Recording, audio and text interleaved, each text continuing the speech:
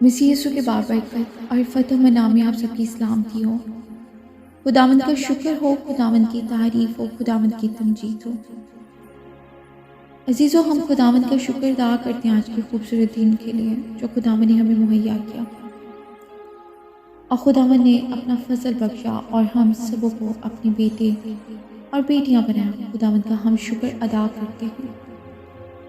आइए अजीज़ों, आज सुबह हम खुदावंद के जिंदा कलाम में से पढ़ेंगे।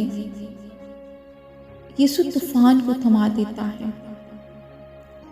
लूका की अंजील उसका 8 बाब।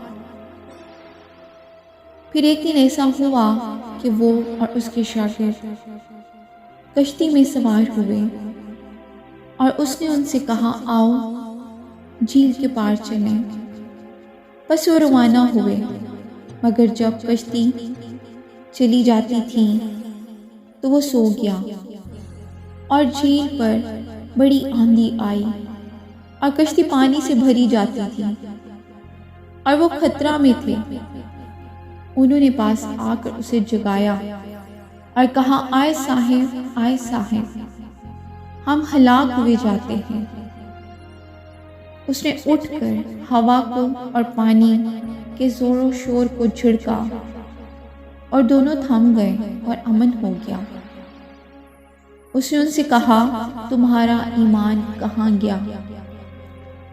वो डर गए और ताज्जुब करके आपस में कहने लगे कि ये कौन है? ये तो हवा और पानी को हुक्म देता है और वो उसकी मानते हैं। आमीन जी। खुदावंद के जिंदा पाक कलाम के पढ़े और सुने जाने में उसकी बरकत हो। खुदावंद का शुक्र हो। अजीज़ों, आज के खूबसूरत पाक कलाम के वसीला से खुदावंद आपको ढेरों ढेर बरकत दे। खुदावंद आपको ईमान की मजबूती अता करे